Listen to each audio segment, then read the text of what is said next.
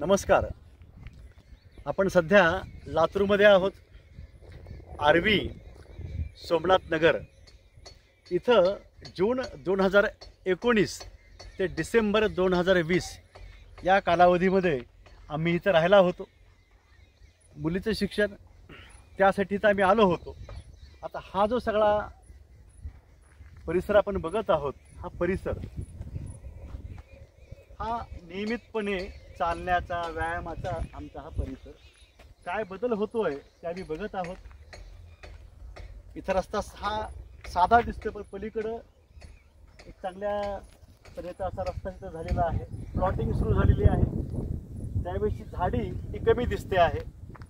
पार पलीकडं इकडं आम्ही जात असायचो. आम्ही सगळेजण खूप आल्हाददायक आनंददायक वाटायचं. उन्हाळा जरी असला तरी हिरवी झाडी दिसायची, खूप चांगलं वाटायचं. आजही चांगलं वाटतं आहे, पण आपल्या पाऊल खुणा आपण मिटवत चाललो आहोत असं वाटायला.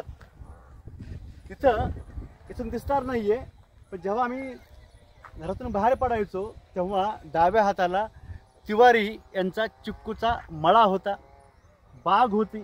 तिथलं दूध आम्ही त्यावेळेस लावलं होतं. तिथं मोर होते, वेगवेगळे पक्षी तिथं होते.